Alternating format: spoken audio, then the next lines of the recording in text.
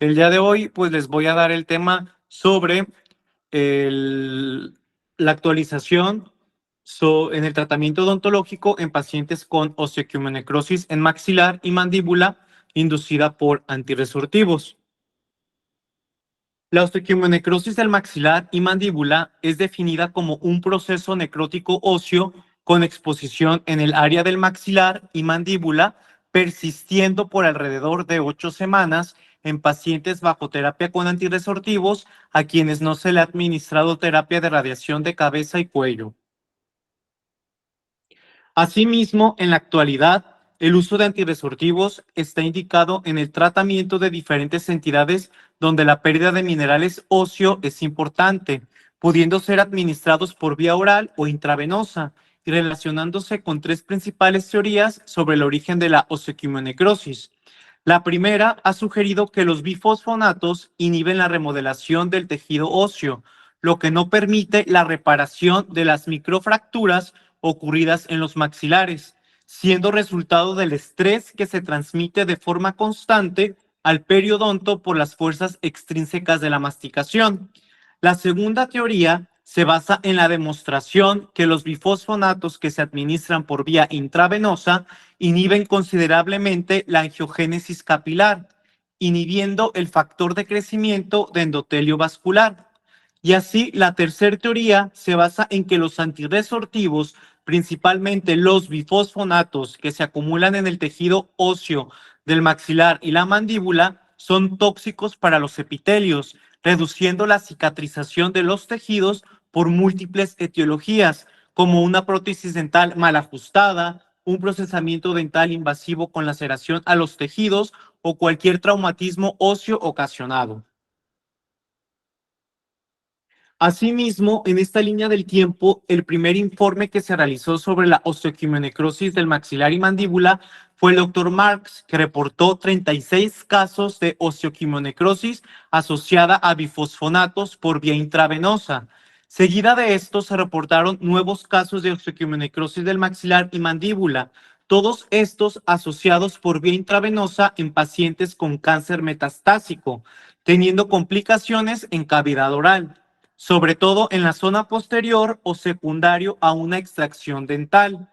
Fue el doctor Ruggiero quien reportó la osteoquimionecrosis del maxilar y mandíbula por primera vez en pacientes bajo prescripción de bifosfonatos por vía oral, debido a que todas las complicaciones que se estaban presentando por el uso y prescripción de estos medicamentos fue la compañía farmacéutica Novartis quien fue la pionera en impulsar estos medicamentos, quien notificó a los médicos sobre la posibilidad del desarrollo de osteoquimionecrosis del maxilar y mandíbula en pacientes tratados con antirresortivos, preferentemente los bifosfonatos intravenosos. Asimismo, la Administración de Alimentos y Medicamentos de los Estados Unidos de América emitió una advertencia para la prescripción de bifosfonatos orales e intravenosos. Posteriormente se publicó la clasificación de los fármacos antirresortivos aprobados para tratar las enfermedades óseas. Y así, en 2009, junto con un comité de especialistas de la Asociación Americana de Cirujanos Orales y Maxilofaciales, publicaron las diversas estrategias en el tratamiento de los pacientes de riesgo con osteoquimionecrosis. Igualmente se explicaron los efectos secundarios, elaborando protocolos para su uso médico antes, durante y después de la prescripción de estos medicamentos. Junto con esta evolución de los fármacos y sus complicaciones, se realizaron estudios de percepción en los médicos sobre el uso de bifosfonatos y la osteoquimionecrosis, con complicación, en donde como resultado hubo que más de la mitad de los médicos entrevistados no tenían idea de lo que es y cómo se desarrolla la osteoquimionecrosis. Seguido de esto, hubo una actualización por el Comité Americano de Cirujanos Orales y Maxilofaciales, donde agregaron las revisiones de diagnóstico, estadificación, gestión y el estado de la complicación actual de la enfermedad. Más adelante, con los artículos publicados sobre la complicación de osteoquimionecrosis asociada a bifosfonatos, se realizaron estudios de conocimiento entre los médicos generales y especialistas, en donde como conclusión obtuvieron que la mayoría no usa los antirresortivos y la minoría que los usa no conoce sus complicaciones a nivel oral. Asimismo, con más artículos publicados sobre el conocimiento del desarrollo de la osteoquionecrosis por antirresortivos entre los médicos generales, especialistas y odontólogos, se concluyó que no tienen la mínima idea sobre qué efectos secundarios producen estos medicamentos a nivel oral, qué protocolos se deben de llevar a cabo y sobre todo que deben de derivar los médicos generales y especialistas al estomatólogo, al paciente antes de empezar su terapia antiangiogénica de los antirresortivos, que viene siendo los bifosfonatos, el anticuerpo monoclonal y la hormona paratiroidea. El uso de antirresortivos está indicado como tratamiento de diferentes enfermedades y en la actualidad parece haber un uso indiscriminado de estos fármacos, por lo que los médicos no tienen dentro de su exploración integral explorar la cavidad oral antes, durante y después del tratamiento, por lo que desconocen los protocolos odontológicos existentes para la atención de los pacientes bajo el uso de estos medicamentos. En los últimos años hay datos epidemiológicos que confirman el aumento de casos clínicos de osteoquionecrosis del maxilar y la mandíbula por prescripciones médicas por parte de los médicos. Es de vital importancia para evitar la aparición de nuevos casos de osteoquionecrosis del maxilar y la mandíbula, la prevención temprana que pueda evitar esta enfermedad sea de difícil manejo y tenga consecuencias irreversibles en el paciente. Lo anterior demuestra la importancia de implementar de forma urgente políticas y estrategias encaminadas a la difusión de información y datos preventivos referente a la prescripción de bifosfonatos y fármacos antirresortivos, teniendo un enfoque odontológico previo a su uso y durante los tratamientos quirúrgicos. Asimismo, el tejido óseo es uno de los tejidos conectivos especializados que debe de renovarse constantemente. El remodelado del mismo es un mecanismo en el cual el tejido óseo cambia su morfología y estructura como respuesta a diversos fenómenos fisiológicos y mecánicos en respuesta adaptativa al estrés, tratando de mantener la homeostasis ósea mineral. Son diversos los linajes celulares que participan en este proceso de remodelación, siendo principalmente las células formativas y resortivas óseas, los osteoblastos y osteoclastos respectivamente, las que ejecutan los diferentes procesos fisiológicos de remodelación y reabsorción ósea para evitar las microlesiones por tejido óseo viejo, generando la formación de tejido nuevo. El ciclo de remodelación se compone en tres fases secuenciales principales. La primera va a ser la activación, que implica el reclutamiento y activación de los osteoclastos, derivado de células madre hematopoyéticas en la médula ósea. La segunda va a ser la reabsorción del tejido óseo y la tercera, la formación de tejido nuevo. La fusión de las células de revestimiento superficial ósea con las diferentes células mononucleares secretadas por la circulación por medio de interleucina 1, interleucina 6 y el RAN forman los osteoclastos. Los ciclos de remodelación ósea acompañados de reabsorción ósea osteoclástica tardan aproximadamente de 2 a 4 semanas, por lo que la formación osteoclástica, así como su activación y su función de reabsorber, está regulada por la activación de la respuesta de la paratormona y del RANG, resultando en la liberación del ácido clorhídrico con un pH ácido que genera la desmineralización de los microcristales de hidroxiapatita y el hueso cortical. Esta liberación de ácido insoluble asociado a las proteínas morfogenéticas óseas y los factores de crecimiento similares a la insulina 2 son liberados, por las células osteoclásticas que hacen una promoción de proliferación y diferenciación en las células progenitoras en osteoblastos. Asimismo, que a su vez, una vez diferenciados, formarán matriz nueva de colágeno a través de la secreción de la sustancia osteoide, quedando atrapados en la matriz mineralizada, convirtiéndose en osteocitos y conservando su capacidad de diferenciación tras la exposición de receptores de la paratormona o diversas fuerzas mecánicas. Por lo anterior, las proteínas morfogenéticas óseas son las estructuras anatómicas y fisiológicas que comprenden las células formadoras y de recambio los osteoclastos y osteoblastos respectivamente, que van a reemplazar el tejido óseo viejo por nuevo y van a regular principalmente el metabolismo óseo. El mantenimiento de la función de los huesos y el tejido óseo requerirá entonces una correcta integración de todas sus propiedades, principalmente por su densidad y calidad ósea. La formación ósea tarda entre 4 y 6 meses, siendo controlada por los osteoblastos, que desarrollará la osteoprotegerina, que es una proteína inhibidora de la función osteoclástica que entra en continua competición con las proteínas que estimulan a las células osteoclásticas, conocidas como RANKL, que va a evitar la unión con el RANK, que evita a su proteína una vez la reabsorción del tejido óseo, manteniendo el equilibrio. Cuando las células osteoblásticas y los osteocitos cumplen su desarrollo, la secreción de osteoprotegerina disminuye, lo que permite a las células osteoclásticas superar la inhibición y permitir el reconocimiento del tejido óseo vulnerable de ser reabsorbido. Los antirresortivos pertenecen al grupo de fármacos utilizados para el tratamiento de enfermedades donde la pérdida de minerales en el hueso resulta importante, resaltando entre ellos el uso de bifosfonatos, anticuerpos monoclonales y los relacionados con la hormona paratiroidea.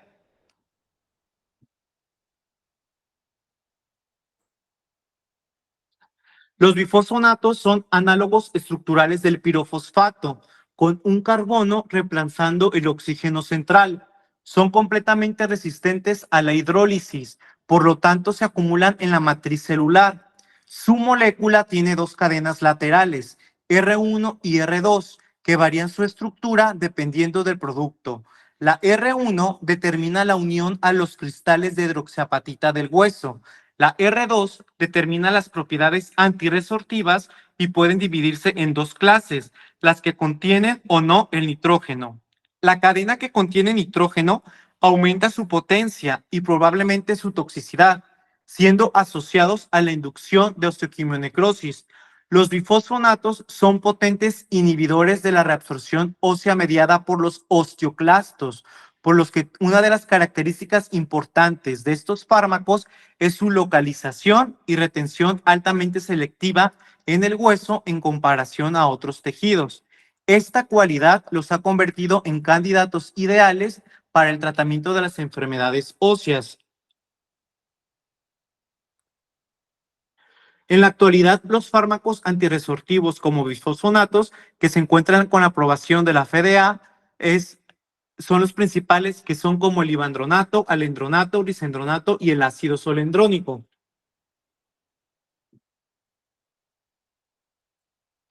Los bifosfonatos pueden ser administrados por la vía oral o intravenosa. En ambas vías pueden unirse a la superficie mineral del hueso, donde inhiben de manera potencial la reabsorción del tejido mineral óseo por las células osteoclásticas para luego introducirse en el hueso y liberándose a la reabsorción posterior.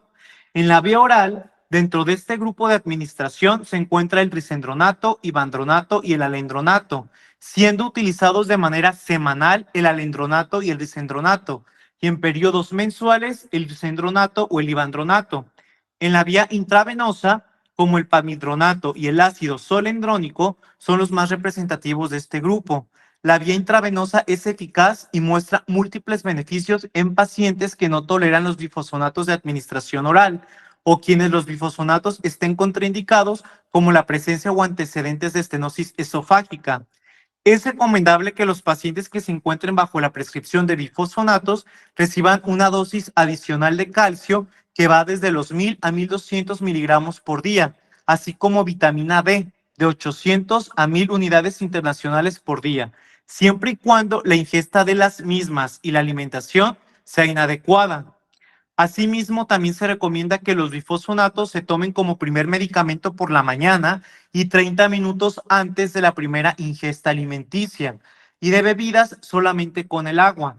Es necesario indicar a los pacientes que se mantengan erguidos y que no se acuesten al menos durante los siguientes 30 minutos o hasta la primera ingesta alimenticia, con el objetivo de reducir la irritación y úlceras esofágicas. Es importante mencionar que la administración conjunta de los medicamentos con alimentos y bebidas especiales como lácteos, café, jugo de naranja u otros alimentos pueden reducir la reabsorción de algunos bifosfonatos como el alendronato.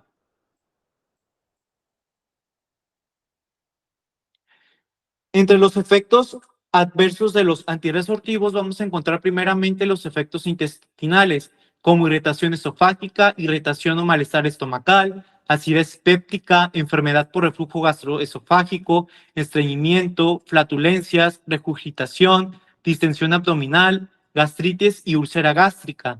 En segundo lugar, reacciones de fase aguda. Se ha asociado con diversos síntomas inflamatorios que son transitorios y pueden ser moderados o severos, como fiebre, mialgias, artralgias, cefaleas, entre otras respuestas de fase aguda. En tercer lugar, la hipocalcemia. Los bifosfonatos reducen el flujo cálcico del hueso, inhibiendo la reabsorción ósea de las células osteoclásticas. En cuarto lugar, la nefrotoxicidad. Dado que la toxicidad en los riñones después de la administración de los bifosfonatos se encuentra en relación con el nivel máximo del fármaco alcanzado, en lugar del área bajo la curva de la exposición del fármaco. En quinto lugar, fracturas atípicas del fémur, que constituyen del 4 al 10% de las fracturas totales del fémur que pueden estar asociadas a largo plazo con los bifosfonatos. Y la supresión prolongada de la formación y reabsorción ósea ha surgido como resultado de los bifosfonatos que pueden tener efectos esqueléticos negativos con la acumulación continua y de área de microdaños óseos, volviendo los huesos demasiado frágiles. Y en séptimo lugar, los síndromes inflamatorios orbitarios. Diversas investigaciones han asociado el uso de bifosfonatos con la aparición de uveitis, conjuntivitis, escleritis y espicleritis. El diagnóstico de la osteoquionecrosis del maxilar y mandíbula se basa principalmente en los hallazgos clínicos y radiográficos, siendo fundamentales en la definición de la osteoquionecrosis del maxilar y mandíbula que especifica para cada paciente que haya recibido tratamiento actual o previo con bifosfonato, que tenga tejido óseo expuesto y necrótico en la región oral o maxilofacial, que persiste por más de 8 semanas y no tiene antecedentes de radioterapia en cavidad oral. Diferentes investigaciones han tratado de determinar la incidencia y prevalencia de la osteoquionecrosis del maxilar y mandíbula.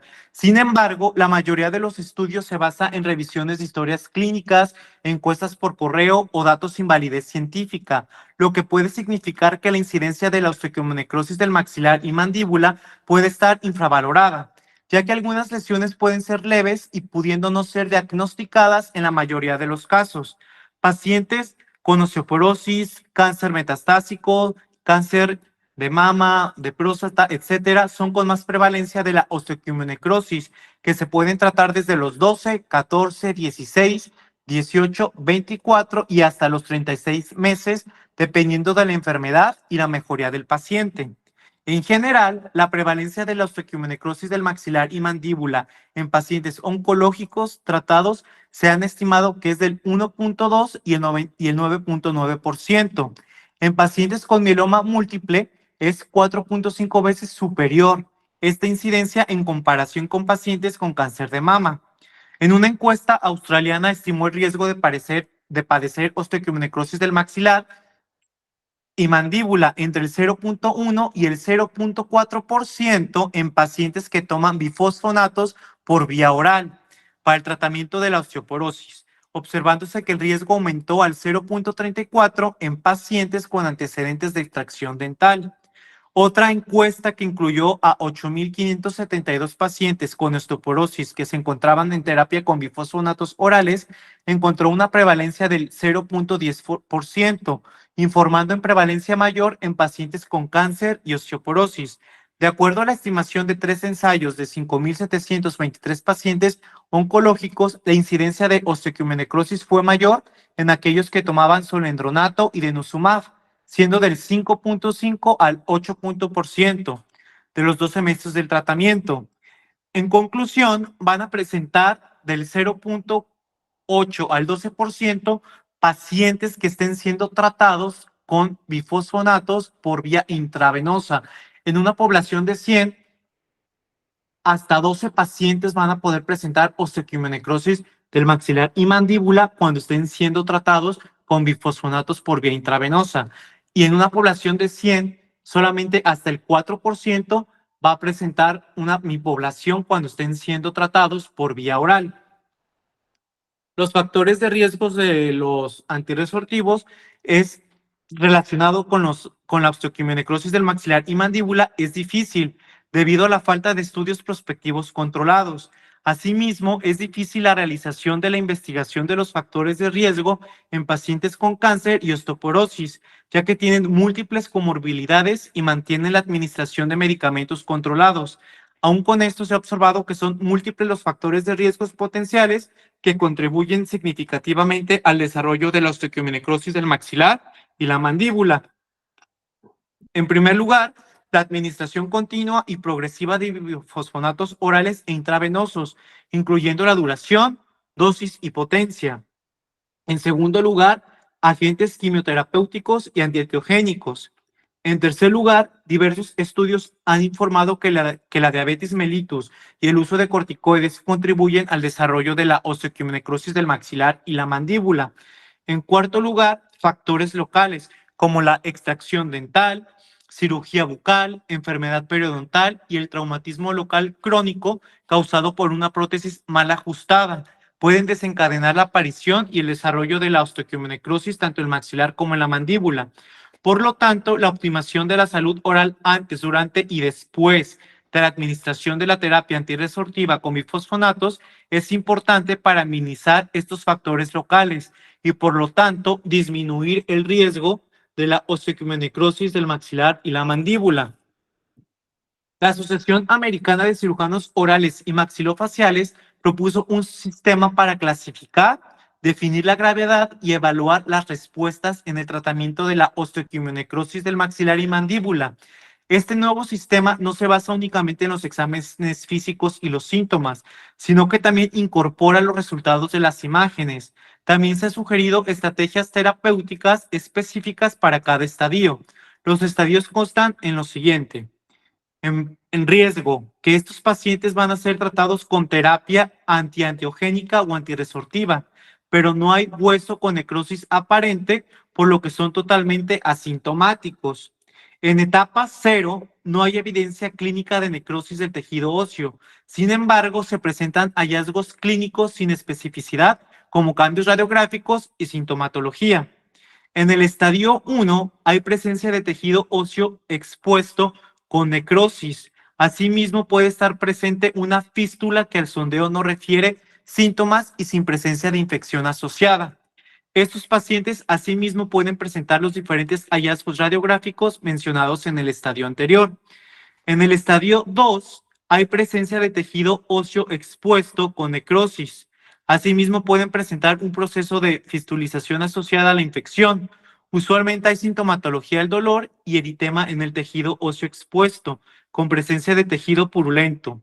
Asimismo, también se pueden presentar los hallazgos radiográficos mencionados con anterioridad. En el estadio 3 hay presencia de hueso expuesto con necrosis asociada. En este estadio hay presencia de infección en el tejido óseo expuesto con necrosis y dolor asociado. El tejido óseo expuesto y necrótico se extiende más allá del área del hueso alveolar, lo que puede generar una fractura del maxilar y mandíbula, una fistulización patológica, comunicación oroantral o nasoantral y un proceso de osteólisis que se puede extender al borde inferior mandibular o al piso del seno maxilar. Los pacientes que van a estar en riesgo clínicamente van a ser tratados con terapia antiangiogénica o antirresortiva. No va a haber hueso con necrosis aparente, por lo que son totalmente asintomáticos. Radiográficamente vamos a observar ningún cambio en las estructuras óseas ni presencia de hallazgos radiolúcidos o radiopacos. En la histología va a haber hueso celular con presencia de osteocitos, osteoblastos y osteoblastos, fibras de colágeno densas, laxas y mixoides con condrocitos y condroblastos. El tratamiento es, ya que estos individuos pueden desarrollar necrosis en maxilar y mandíbulas asociadas al fármaco por antecedentes de exposición a la terapia antirresortiva, no significa que forzosamente haya una exposición ósea, por lo que es común que no se requiera ningún tratamiento. No obstante, estos pacientes deben ser educados sobre los potenciales riesgos de desarrollar osteoquionecrosis en el maxilar y la mandíbula y los signos y síntomas del curso de la enfermedad.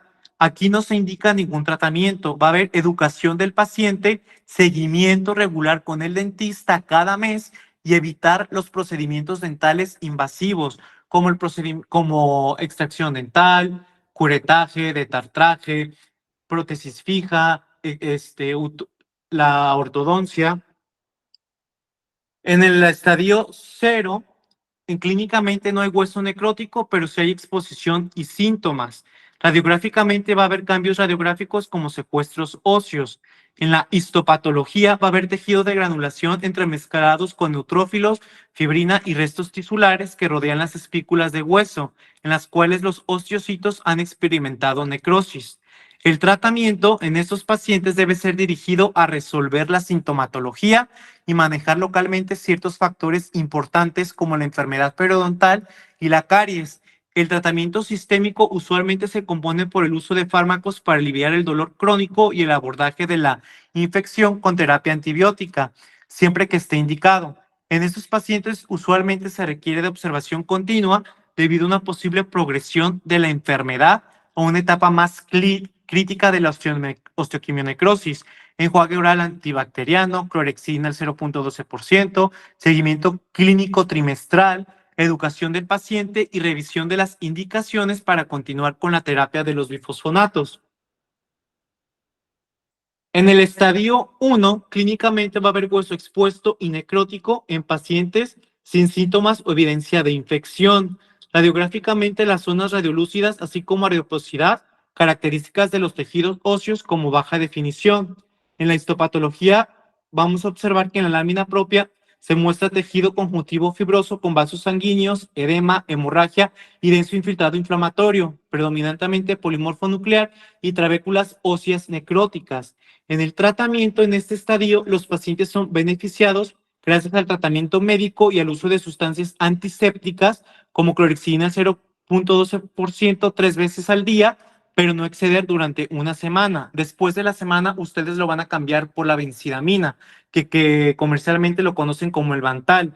Asimismo, se reconoce que no se requiere de un tratamiento quirúrgico inmediato. Sin embargo, las estrategias preventivas irán encaminadas información, instrucción y motivación en higiene oral, así como seguimiento clínico, enjuague bucal antibacteriano, seguimiento clínico trimestral, educación del paciente y revisión de las indicaciones para continuar con la terapia con bifosfonatos. En el estadio 2, clínicamente vamos a observar hueso expuesto y necrótico, acompañado de dolor, eritema y drenaje purulento. Radiográficamente, las zonas radiolúcidas que presentan osteólisis, así como la radiopacidad, característica de los tejidos óseos con baja definición. En la histopatología va a haber hueso celular necrótico con patrón de mordedura de manzana, extravasación sanguínea, actinomices, estructuras filamentosas cocoides, baciloides, infiltrado inflamatorio agudo. En el tratamiento, la utilización de colutorios de clorexidina al 0.12% 3 veces al día durante una semana.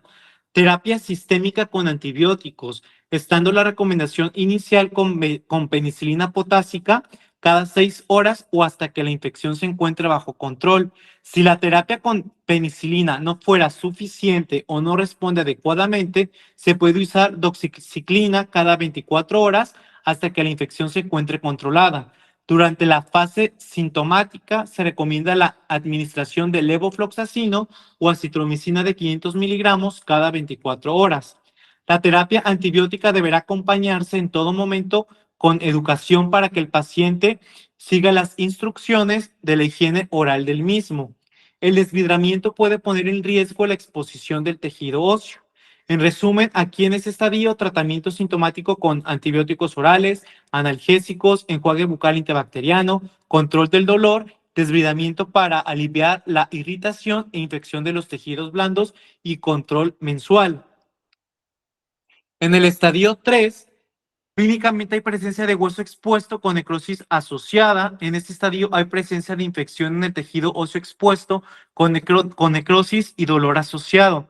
El tejido óseo expuesto y necrótico se extiende más allá del área del hueso alveolar, lo que puede generar una fractura en el maxilar o mandíbula, una fistulización patológica, comunicación orantral o nasoantral y un proceso de osteólisis que se puede extender al borde inferior mandibular o piso del seno maxilar. Radiográficamente, las zonas radiolúcidas que presentan osteólisis, así como la radiopacidad, que va a ser características de los tejidos óseos con baja definición. En la histopatología vamos a observar hueso celular necrótico con patrón de mordedura de manzana, extravasación sanguínea, actinomices, estructuras filamentosas, cocoides, baciloides con un infiltrado agudo o crónico y tejido fibroconectivo mixoide. En el tratamiento, los pacientes que se encuentran en esta etapa usualmente se van a beneficiar con el desvidramiento, por lo que la resección del tejido óseo en combinación con la terapia antibiótica puede ofrecer alivio a la sintomatología a largo plazo, así como el control de la infección aguda y el dolor. Los pacientes que manifiestan sintomatología pueden requerir después la resección, la reconstrucción ósea a través de una placa de reconstrucción o un obturador. Asimismo, tanto el paciente como el médico deben conocer el potencial de la falla de la placa de reconstrucción debido a los diferentes efectos generalizados a la exposición de los bifosfonatos. Diferentes estudios han reportado una rehabilitación adecuada inmediata con hueso ionizado y vascularizado. Independientemente de la etapa de la enfermedad, es necesario la remoción, ya que esto permitirá una mejor cicatrización de los tejidos. La extracción de órganos dentales con sintomatología activa dentro del hueso necrótico expuesto es poco probable que se observe en el proceso de la extracción. Es recomendable que previo a la extracción se haga un estudio histopatológico exhaustivo para todas las muestras que sean resecadas, principalmente en pacientes con sospecha o antecedentes de enfermedades metastásicas, debido a que muchas veces estas muestras reportan metástasis hacia otros tejidos.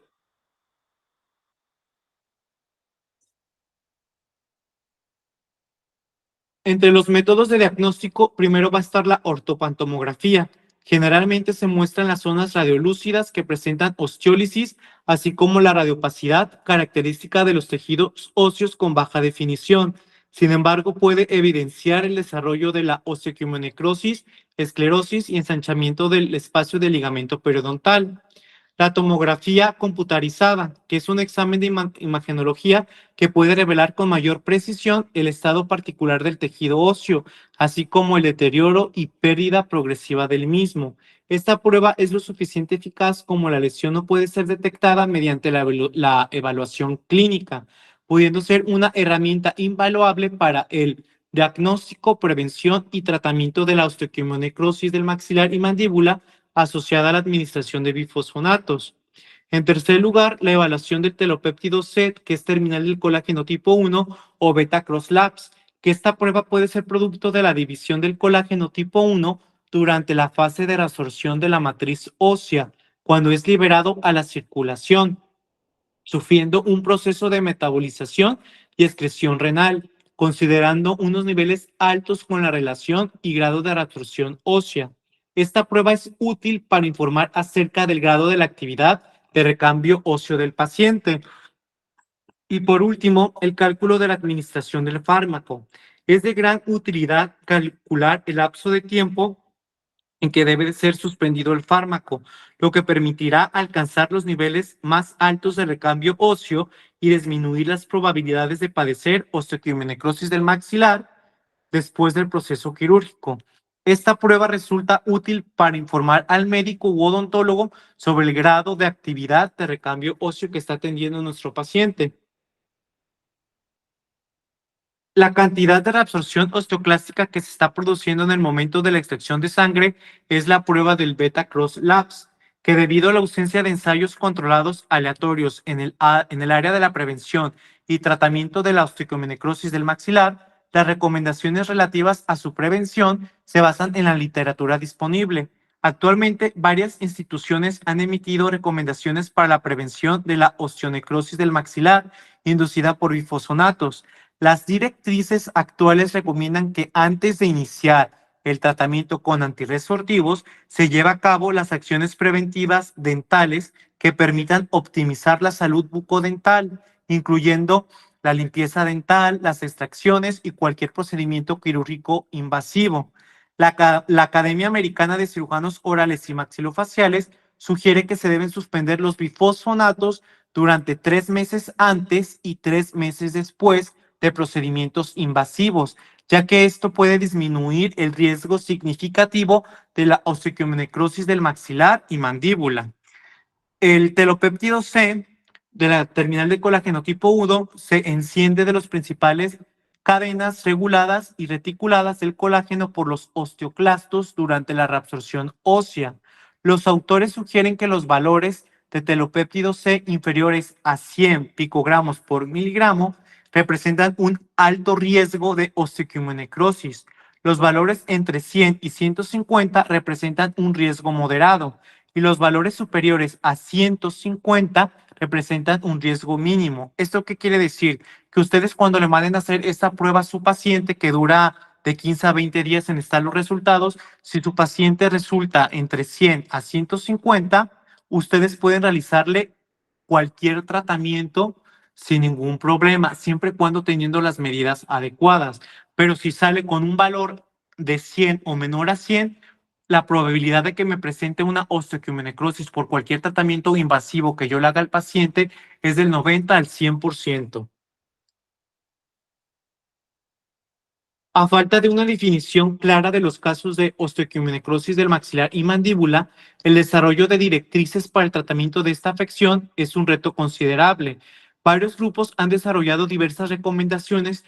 Por ejemplo, el documento de posición de la Academia de Cirujanos Orales y Maxilofaciales, en el cual maneja la osteonecrosis, que principalmente, que según el grado de estadificación de la enfermedad, es la recomendación. Aquí podemos utilizar los antisépticos, los antibióticos sistémicos y también el plasma autólogo rico en plaquetas.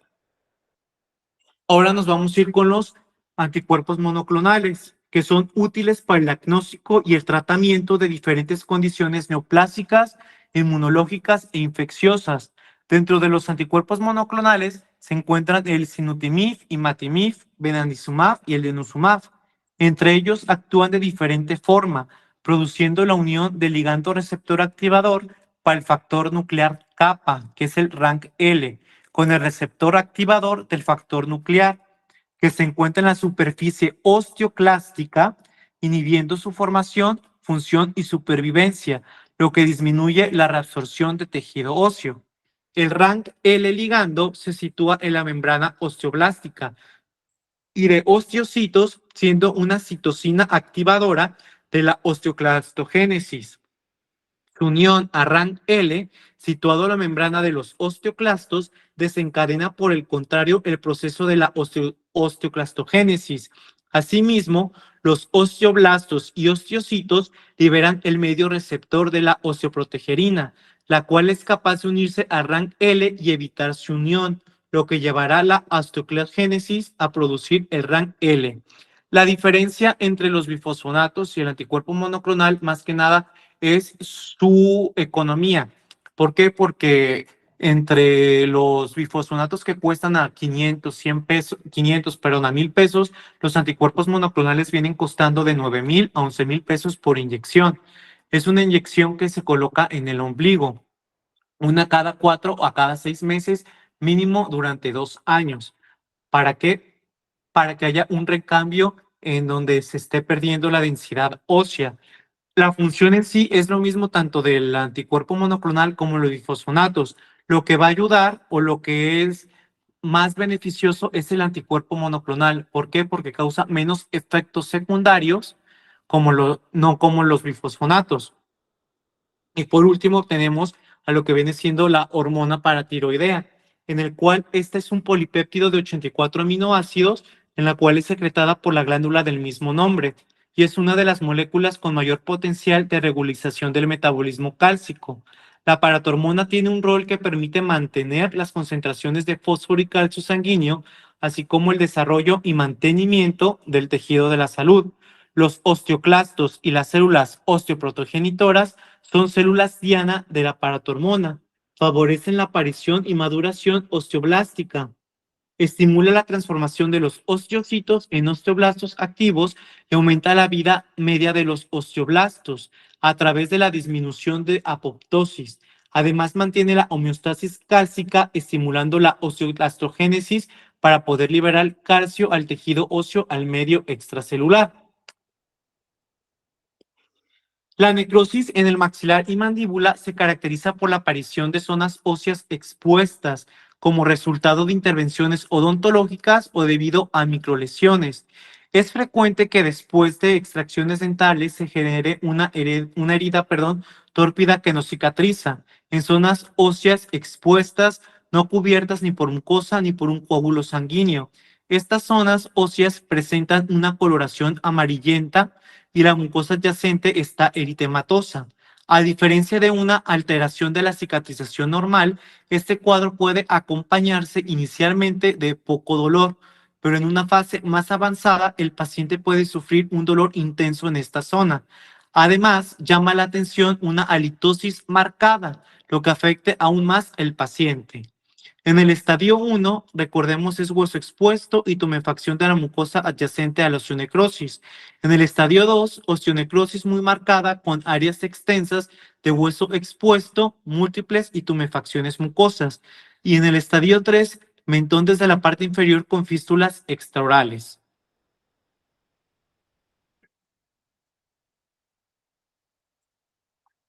Como conclusiones, tenemos tres. Primeramente, la estratificación del riesgo basada en la enfermedad subyacente sobre maligna versus no maligna. Es importante considerar la localización de la lesión, tipo de medicación, comorbilidades, pronóstico y cumplimiento del paciente y otros factores de riesgos asociados antes de decidir el plan de tratamiento.